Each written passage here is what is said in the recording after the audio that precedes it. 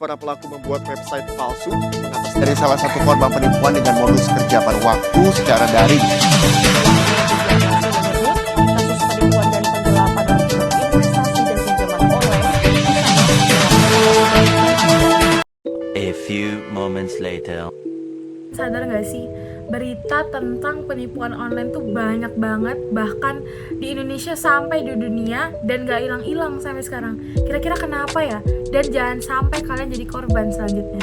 Nah, perkenalkan, aku Farhadian Restia Putri, biasanya dipanggil Lala, mahasiswi semester 3 Fakultas Hukum Universitas Mula Warman. Teknologi rupanya turut mendorong peningkatan modus penipuan di dunia digital yang berhasil menguras rekening para korbannya. Direktur Eksekutif Indonesia ICT Institute, Heru Sutadi menilai, meningkatnya kasus penipuan online tidak lepas dari kecanggihan teknologi yang mendorong pelaku untuk terus mengupdate modus kejahatan. Kejahatan ini, pelaku dapat mencuri data pribadi, mengambil alihan data, hingga berujung pada kerugian dan kehilangan uang. Sebagai modus penipuan digital, maka penting bagi pemerintah untuk memperkuat kerjasama dengan industri terkait keamanan data termasuk di sektor keuangan dan perbankan. Selain itu, peningkatan edukasi dan literasi menjadi kunci untuk mendorong kewaspadaan masyarakat.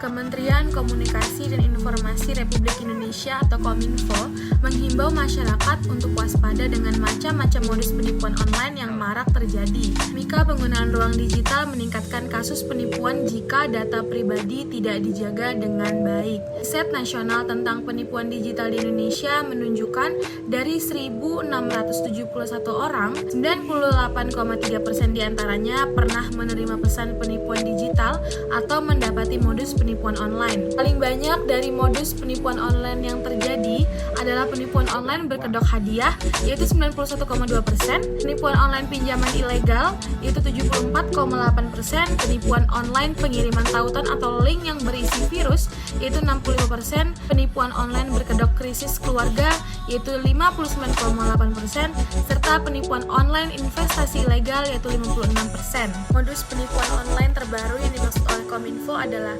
phishing, farming, sniffing, money mule, dan social engineering. Beragamnya modus penipuan online ini dipengaruhi oleh semakin banyak dan meningkatnya pengguna internet di Indonesia. Yang pertama, modus penipuan online phishing. Kominfo menjelaskan, modus penipuan online terbaru seperti phishing, ciri-cirinya dilakukan oleh oknum yang mengaku dari lembaga resmi dengan menggunakan telepon, email, atau pesan teks seperti WhatsApp dan Telegram.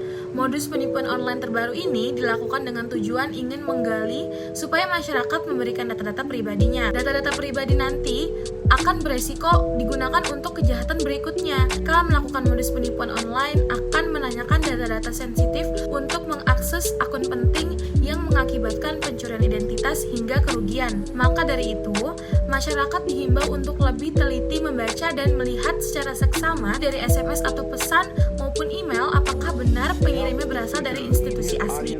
Yang kedua, modus penipuan online farming handphone menjadi modus penipuan online terbaru yang tidak kalah mengerikan. Ini modus penipuan online yang ciri-cirinya mengarahkan calon korban kepada situs web palsu. Info juga menjelaskan, modus penipuan online ini akan memudahkan pelaku mengakses perangkat korban secara ilegal. Contohnya, mereka menjadi bisa membuat domain seolah-olah mirip dengan asal institusi dari yang aslinya. Aku akan menaruh atau memasang malware supaya nantinya bisa mengakses secara ilegal. Kan bahwa kasus penipuan online ini sudah banyak terjadi dan akibatnya WhatsApp-nya disadap, lalu diambil alih karena ponsel sudah dipasangkan malware oleh pelaku sehingga data-data pribadinya akan dicuri. Yang ketiga ada modus penipuan online sniffing. Sniffing sama dengan tindakan peretasan. Modus penipuan online terbaru ini dilakukan dengan meretas untuk mengumpulkan informasi secara ilegal, terutama lewat jaringan yang ada pada perangkat korbannya, akses aplikasi yang menyimpan data penting pengguna. Paling berbahaya, beresiko dari modus penipuan online sniffing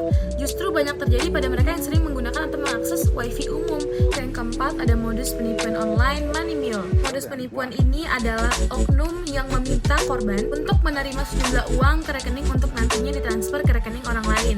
Biasanya pelaku akan meminta calon korban untuk pembayaran pajaknya dikirim terlebih dahulu. Modus penipuan yang umumnya dilakukan dengan menawarkan sebuah hadiah calon korbannya. Maka dari itu masyarakat dihimbau untuk berhati-hati karena modus penipuan online seperti money mule digunakan untuk money laundry atau pencucian uang. Korban akan dikirimkan uang, tetapi harus ditransfer terlebih dahulu ke rekening pelaku. Kalian mudah tergiur dengan tawaran hadiah yang seperti itu ya.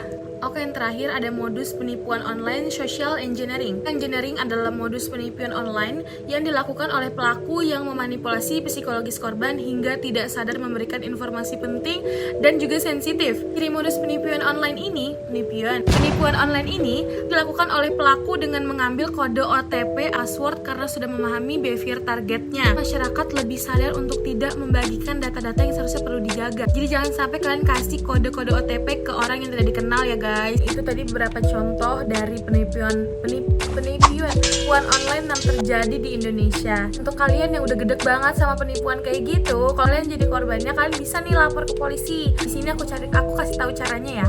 Cara lapor ke pihak yang berwajib. Misalnya kalian udah kayak, aduh aku rugi banget. Mungkin kalian kehilangan uang kalian bisa puluhan juta, ratusan juta. Kalian bisa melapor ke pihak yang berwajib melalui 4 tahapan. Pertama, ada mengumpulkan barang bukti kerugian, rekaman, pesan teks bukti penipuan, dan dokumen terkait dengan penipuan yang sedang kalian alami sekarang. Kalau kalian sudah mengumpulkan barang bukti itu semua, bukan pelaporan ke polisi dengan datang langsung ke kantor polisi terdekat dari rumah kalian. Kalian bisa menghubungi call center atau lapor secara online melalui aplikasi. Di Google itu pasti udah lengkap banget.